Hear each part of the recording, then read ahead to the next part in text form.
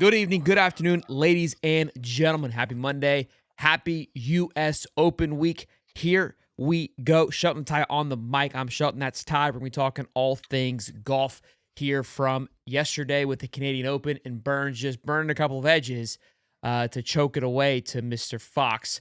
Then we'll talk, obviously, the U.S. Open and Oakmont, what it entails, what we think, thoughts, picks, fantasy golf. I do want to pick your brain a little bit because you picked Burnsies last week. And I'm telling you, when you said Sam Burns, I was like, this guy's out of his mind. So I'll let you get your hot take on that one. And then is the Phil hype real? I mean, they're really trying to sell this. I think it might be a live movement. We'll see. We'll talk about it. But great week for fantasy golf outside Burns choking it away. I feel like you had a lot of guys up there. Yeah, man, I did. I was rolling, and I actually had him and Fox, but everyone else was not at the top of the.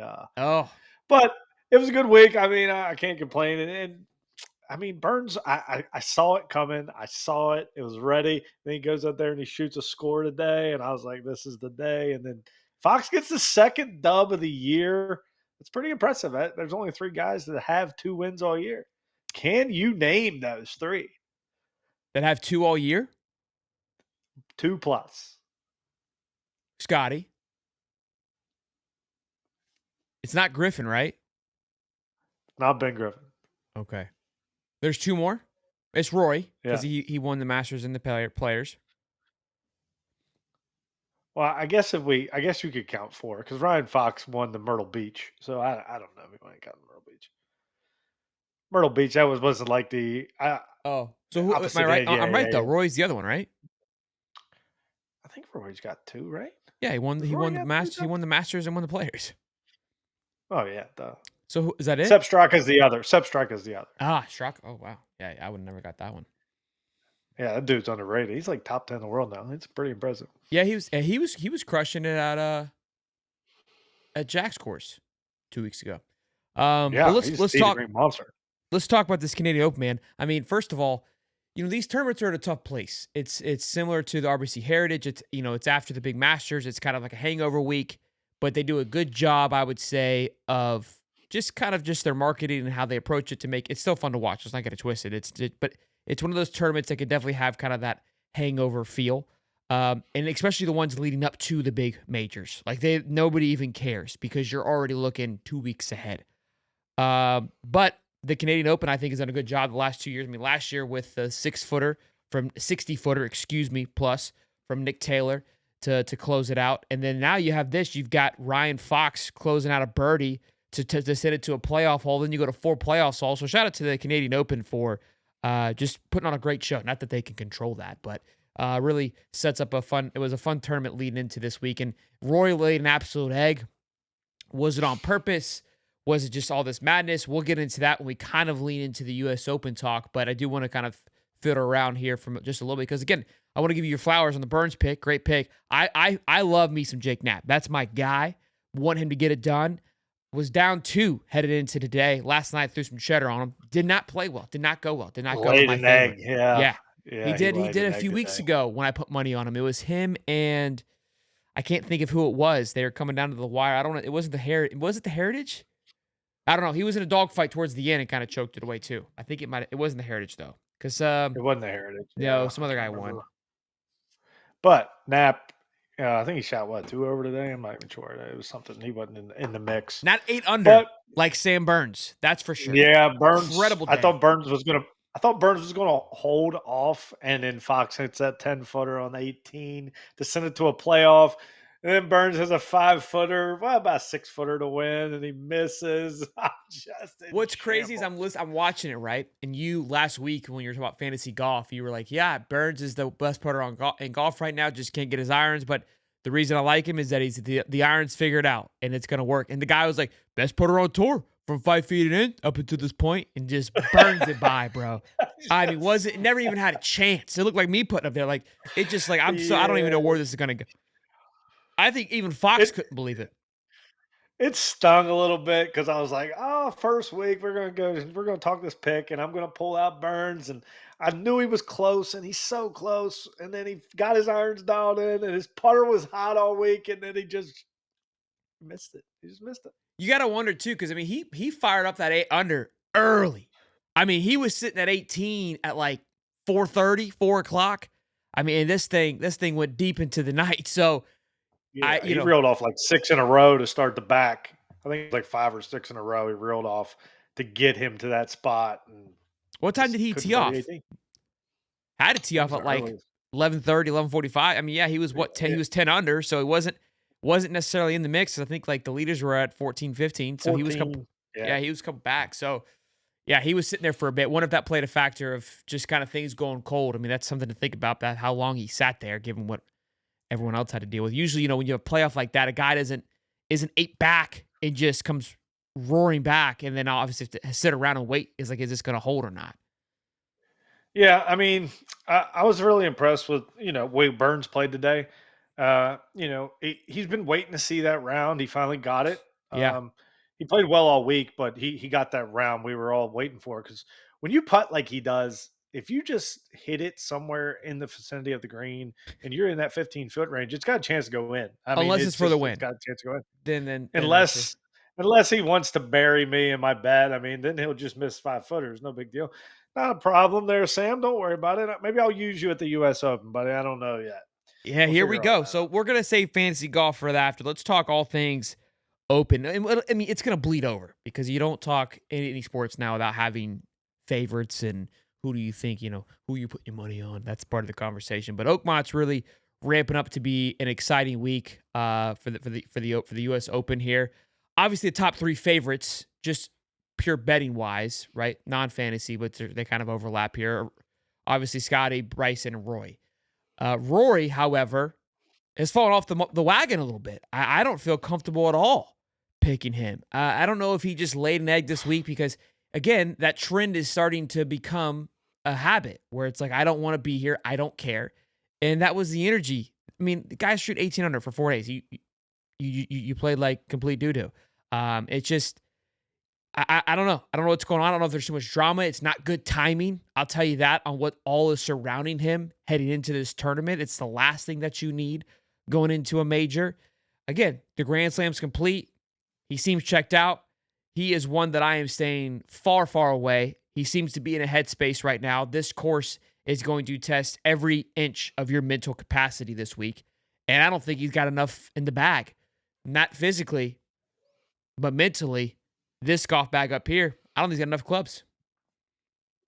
Yeah, I mean, Rory. I mean, I'm going to give him a little bit of. I don't want to say I'm going to give him a break here because he was like 10 over at one point. I mean, there's no reason for him to be 10 over 10 in over. Toronto. Come Like, I on. don't know what. Come Yeah, on, it was. Ty. Yeah, I mean, You but stopped they did get yourself. the Like, bad end of the draw. No, no, no. He did get the bad end of the draw. Like it was tougher in the morning on Thursday. It was raining, and those guys had tougher Ty. of the draw. I'm not saying. Listen, buddy, hold up. I'm not. I'm not defending Rory. Do not get it twisted. I'm just saying they were putting up scores today. The morning wave of the first day on Thursday were like it was like 2 strokes different. So they did get the bad end of the draw. I'm not saying that made a difference. Uh, what I'm saying is like Rory tends to show up at U.S. Opens just because his like the best golfers in the world show up at the U.S. Open. Their skill alone. I don't believe in Rory right now. I think there's more mental things going on. I think it could be another personal issue. I think it could be family I oriented, think it's the family wife related. thing. I don't know. It very well could be. It just doesn't seem like Rory's invested in golf right now. Uh, I think he's finished like top 10 in U.S. Opens over the last 5 years in U.S. Open setups, but I'm just not willing to invest money in someone who's 7.5 to 1 um, and has just not looked good since he won the Masters. He just 10 over at the Canadian Open in Toronto. You play like that at Oakmont. What do you think you're going to end up? Your score is going to be nuts. I mean, this course it's set up. I think last time they played it, Dustin Johnson won it 4 under, but I think second place was 1 under. Year before the last time they played after before that was Angel Cabrera. He won it at 5 over. This course is going to be tough. You don't have to putt well to win this thing. You have to go tee to green, and you got to just take your pars and take your bogeys because everyone's going to make them. And I don't want to hear one complaint from any of these guys on tour on this course. It's unfair. It's this. Everyone plays the same golf course. You It's just try to not you give don't have an edge. Rory a out because of what time he played, so you can't give them flack when you just try to give Rory an out. But I'm not trying to get him out. Just so give him right, a little look, bit of I leeway. mean, Sam Burrs played great this week. Ryan Fox played great this week. You got guys playing well. To me, it's down to, I mean, could I mean, I don't know. Spawn, I think he played well this year, but I don't. He doesn't give me any fight. It's the Shambo and Scheffler and show to me. I mean, I know you'll pull some names out of your hat and we'll talk about it, but man, I'm weird when it comes to picking people, right? I kind of have like that weird kind of like itch. And when it was the PGA Championship, there was a video that dropped. I think I've talked about this not on here, but Bryson showed him playing 9 on Wednesday before the championship started on Thursday. And I think he putted horribly during his little like little 6-second clip. I did talk about it on this show. And I was like, yeah, Scottie, he's just not dialed in. The putter's not there. I watched a 45-minute video on YouTube of him playing at Oakmont 2 weeks ago. I think it was. It was cold, blistering cold. This guy's dialed in, man. I'm loving it. I love the way that he just navigated the course. Exactly what you said. He hits it, finds it. It's exactly what he did. He literally just crushes the ball, walks down, yeah, me hit ball, Bryson, boom, and then hits it, and then just goes up there and finds it. Didn't putt as well as I think he could have, but I think because of his game and his length, it's hard for him to really get into serious trouble. I think he's got this. I mean, his swing, it's like mine. It's just so out there, but it's so controlled. I don't see him messing up. The issue, though, not issue. I don't want to say that because Scottie. It's the issue. His issue is Scottie Scheffler. Scottie Scheffler's bad day is 2 under, right? And so maybe that's 1 over. He doesn't have bad days. Bryson's problem is he will go off on an absolute just burner in the wrong direction. He'll get 4 or 5 bogeys in a row. And then he'll get 6 birdies the next day, but he almost kind of throws himself out of contention because he has such a massive swing. We've seen it in almost every major thus far. That's what he has to figure out. If he can keep things in containment and not have too many because he made dumb bogeys while I was watching him.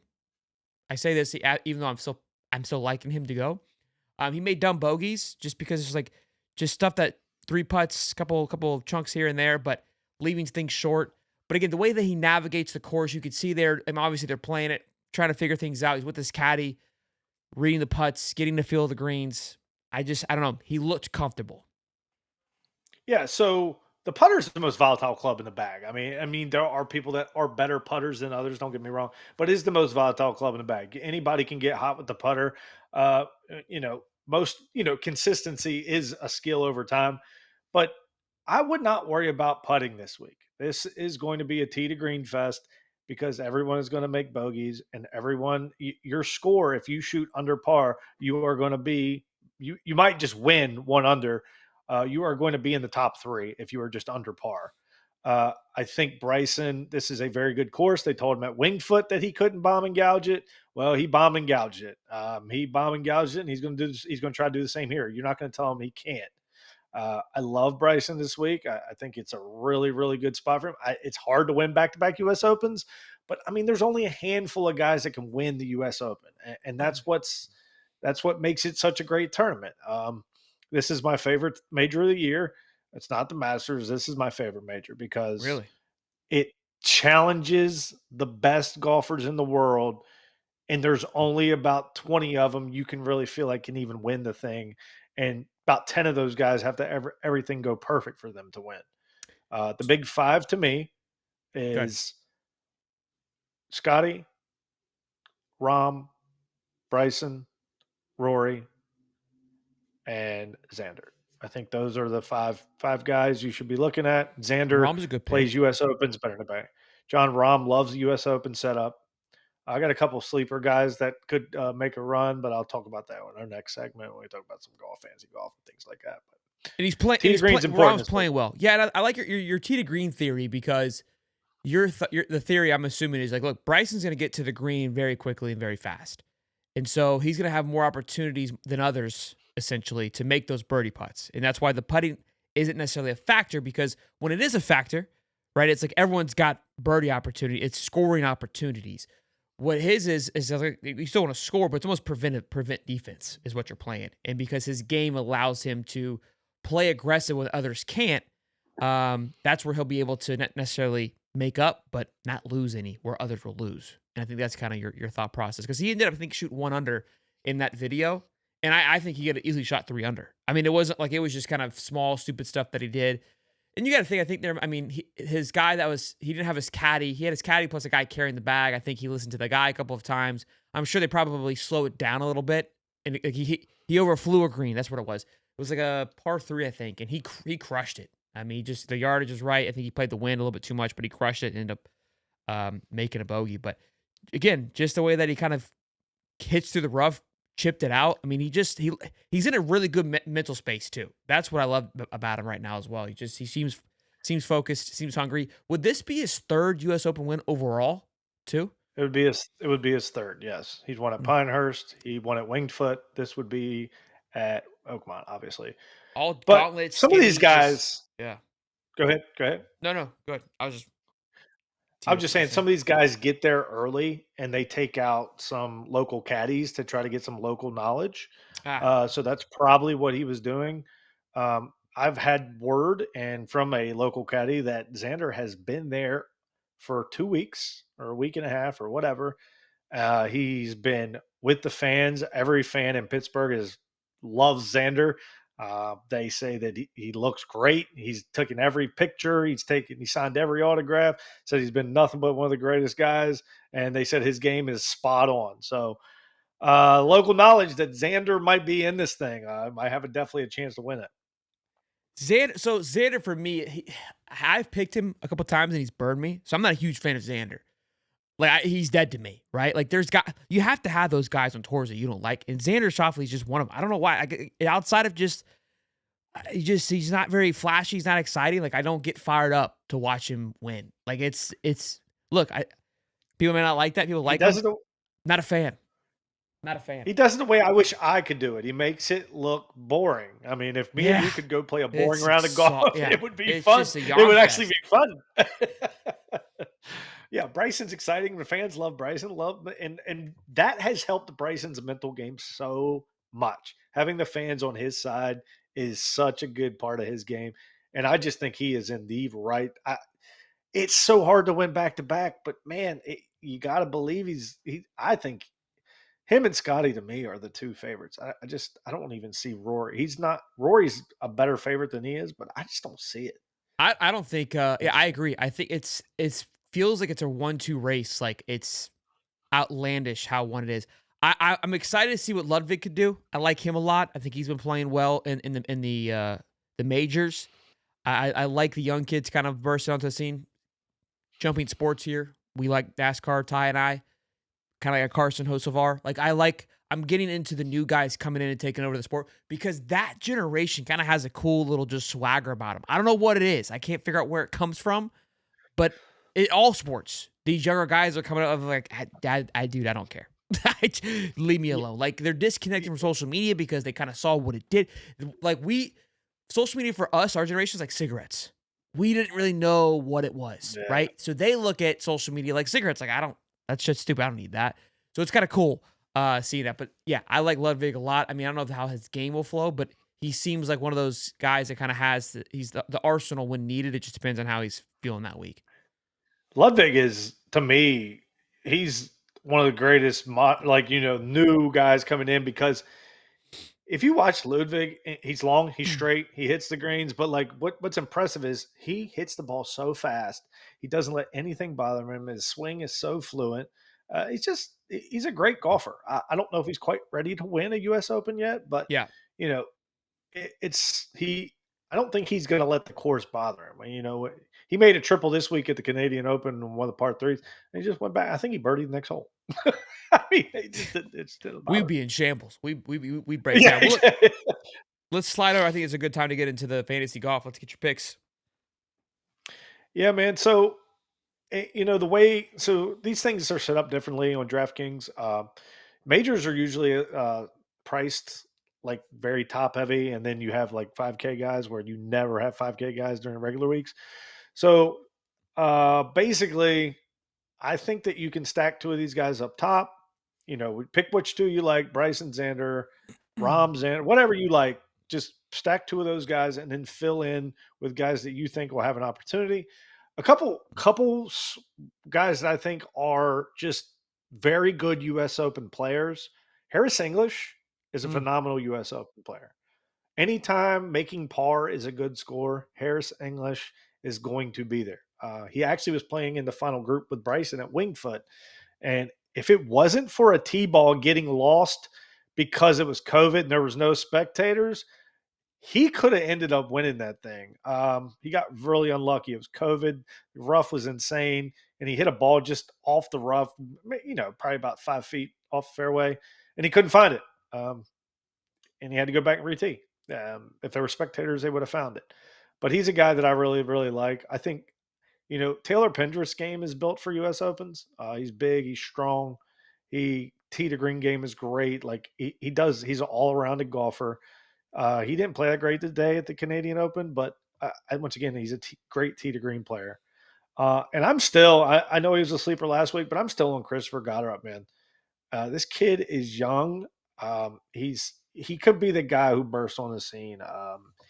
His tee to green game over the last month, I think he's gaining almost 5 strokes tee to green. And that's my most important stat this week. I think that's the one you should be leaning on. And you can pretty much fit him into any lineup. So, Minwoo Lee sets up well. Russell Henley sets up well because Russell Henley just finds every fairway, hits every green, and he just makes boat par. That's going to be a great score this week. So, a couple of those guys I like. Who's your clickbait guys? What I mean by that is guys to stay away from. Guys that look appealing, but hey, that's kind of like a sit start bench. These are the guys you bench this week. Yeah, so like ownership wise is a very important factor too. Like if someone's going to be super highly owned, sometimes you just stay away and hope they don't play good. Yeah. Um, to me, that guy this week is going to be Shane Lowry.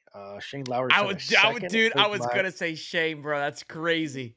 Yeah, yeah, he That's who was my guy was. finished second. He shot like 7 over last year, or when it was okay at Oakmont when DJ won. I think he ended up shooting like 5 or 6 over on the final day or something. But Yeah, I he's feel going to like be a popular play. if things get slipped because he's playing well right now, and that's why I was like, look, I was gonna say Shane's somebody who people are gonna look at. To me, he's been really good golf. Shane's a guy though. When things are not going his way, it gets slippery and slippery fast in the wrong direction. It's kind of like a Tyler Hatton. Like it just explodes all over the place, which allows for them to kind of come back and do some good things. But that's one I like. Minwoo Lee is one for me. I feel like there's a lot of anticipation coming into this year, and I just don't feel like he's kind of lived up to it. The moments have been a little bit too big for him. Brooks Koepka's up there on the list. I don't know. He's one Brooks that's has been struggling. yeah. He's JT's another one that I feel like you got to stay away. I know he won at RBC, but that whole I call the cool kids, the Spieth, the Thomases, the Kepka. Like I don't touch those guys with the 10-foot pole. Colin Morikawa is another one. I feel like he's kind of a wobbly one to keep an eye on. Of do you stick with him? Is he a bench guy? I mean, he hits the He is a ball well. wobbly guy. He finished. He's made every cut of U.S. Open. He's finished T14 or better, which is pretty good. Yeah. But it's just never something that's going to put you over the top for his price tag. So Cantlay's a little sleeper for me. Like he's hitting the ball great. He hasn't been putting that well, but that's okay. We can get away with that this week. He's another guy who just he finishes like in that 15 to 10 range at every U.S. Open. Can I give you a It's, bargain it, pick of it, the it week? matters. Bargain pick of the week? Oh, that's Christopher Goddard, buddy. I'm bullish on this guy. I absolutely think his tee to I was green gonna give game you is one, but unreal. Go for it. I'm ready. I like Rosie. Not as bargainy as yours. I mean, we're not gonna get him on the bottom shelf, but I think like in fantasy terms, he's probably in the middle of the pack, and he's a guy kind of like the Masters can do some wonders for your lineup because of how cheap he is in comparison to other names, but has the pedigree. That's a good value in my opinion. Is that you still have the ceiling, but you kind of have a little stability there. Maybe the payout isn't as big like for your pick, but I like it a lot. Well, no, and I mean, when you sit there and you look, like knowing how to play U.S. Opens is important. It is not everyday golf. It is not like your regular golf courses. It's very important to understand that bogey is okay. You, everyone's going to make them. You just can't kill yourself with quads and triples and things like that. You just have to find a way to make bogey. And if you shoot 3 or 4 over, you're not out of the golf tournament. You just have to realize that. Like it's okay. Yeah. Good stuff. Great information there. If you guys enjoyed that little segment there. Let's get into the last One bit more, here. one more, one more thing on this. Whoa, This whoa. week in fantasy golf is super important. Win equity is everything, and by that I mean you need guys who are going to win because the winning lineup is going to score 30 points when the guy wins, and you have to have the winner because there are not a lot of fancy points to be made because there's not going to be a lot of birdies. So getting Mm. guys who have an opportunity to win is very important. All right, Last little that's bit of it. information there from the guy Ty. Love that. Let's get into is the Phil hype real? I don't know if you've seen it.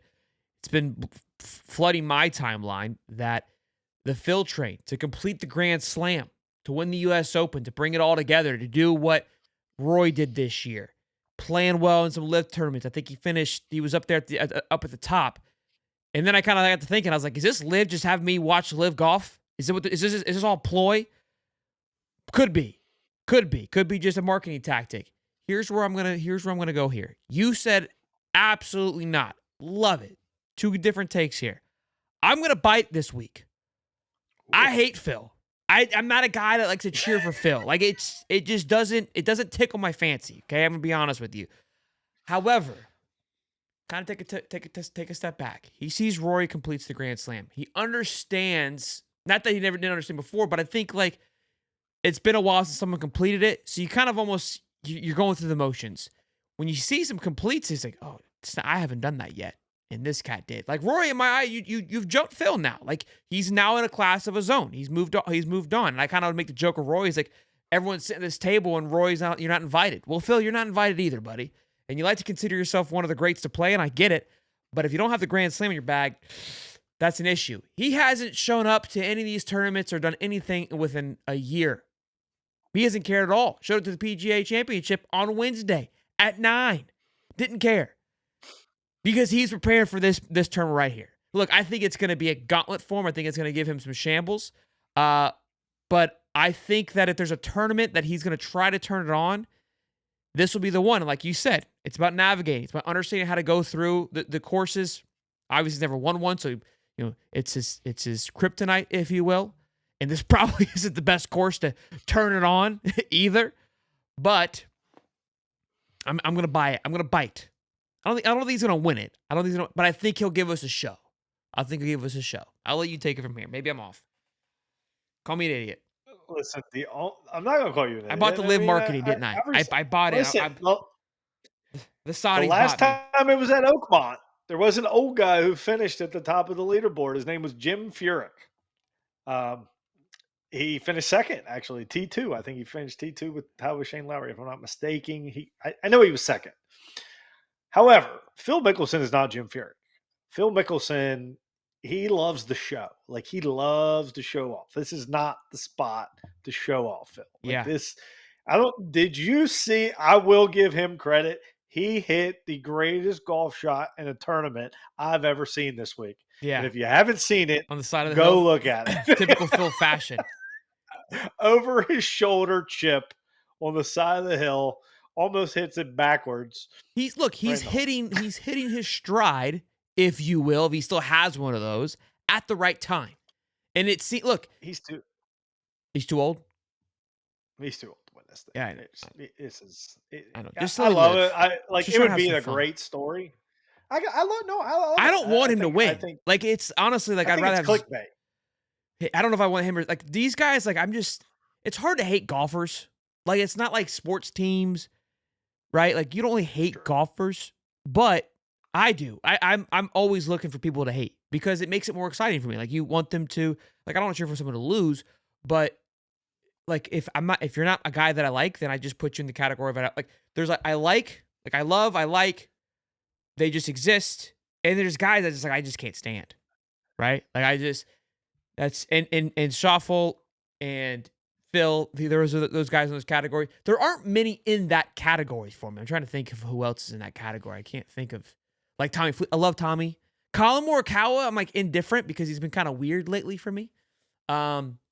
Loved Rom. It's good Like to he won me have over. villains. Then when he left, not a huge fan. Like I love for his downfall now because I don't not a huge fan that he left. I know Bryson left, but I don't like the way that John did it. Look, my reasons don't have to make sense. I'm just giving you my opinions here. No, no, no. I like your opinions. I love listening to what people have to say. I mean, everyone has an opinion. That's okay. Like that's what the world. Everyone's not always wrong and everyone's not always right. Everyone can have opinions. That's what's great. I just don't think Phil is ever going to complete this Grand Slam. He had many of opportunities when he was a young guy, and he blew it every single time. I like Phil to maybe make the cut. He possibly could find himself into the cut. Look, if he makes the cut, Something. I would say the hype is real. Let's do that. The hype meter, okay? To solidify my question, is the hype real? Where does he have to finish? I mean, I think if you're going to talk Phil and Grand Slam, I mean, he has to finish Well, T20 no, no, and no, at no, least no, have no. an The hype opportunity that on he's Final playing 10. good golf, that things are because that's where the hype is. It's about like, hey, he looks good, he's poised for Oakmont. Like that's what's happening Yeah, here. well, it's easy to look good on resort courses. I mean, Okay, just I understand. But to solidify, like, okay, yeah, like he didn't win it, which I didn't think he would, but he surprised me. Like he shot, like I'm buying in that he was as best as he could. What does he got to finish? T20, I T15. think T20 or better. All right, that's fair. We'll circle back. Yeah. We'll I circle would back. love to circle back, and I hope we come on this thing, and you're going to be like, the Phil meter was real, because I would. It'd be kind of a fun story, but Oh, it would be great. I'm not convinced. If he wins the damn thing, you're gonna hear about it. Even though I said I Wow, don't if think he he's gonna win it. won, It would be like that would be. it'd be greater than my Michael Penix pick. Not that I'm picking him, but the fact that I, you know, at least put it in the air, that's half the battle. So I'm taking it. Give me two. I'm going to give you two guys that I think I'm picking Bryson. It's my number one pick, Yeah, me too. and then I'm going to take Harris English finish T10 or better. Okay. I like that. I like that a lot. I'm all on Bryson. I'm Bryson. It's Bryson and Scottie. I want a duel. I want a good old fashioned Phil and Tiger duel. That's what I want. I want this thing. I want them in the We same group. Like, give me just pure cinema. That's what I want. Just let them Can we after it. get Scotty and Bryson on the final day in the final group? I mean, That's that all. would I be don't just ask for much. ideal. I don't ask for much. The And I ideal. want Scotty to have a couple of strokes lead. I want Shambo come roaring back. That's what I want. So last time this was at Oakmont, this is a cool stat. 2016 was in Oakmont. There were a couple amateurs that played in this tournament. We're going to name those amateurs right now. Number one, Sam Burns. He missed the cut on the number. Number two, Scottie Scheffler was an amateur Wow. last time I was at Oakmont. He played. He finished. He missed the cut on the number. And John Rahm made the cut and finished T32. All those guys were amateurs at all the same time at Oakmont. That was pretty wild. I looked up that. That was pretty insane. Good stat. That's how you end the show, boys and girls. Be sure to smash like and subscribe. Shelton, that's Ty. Till next time, boys. Peace and love.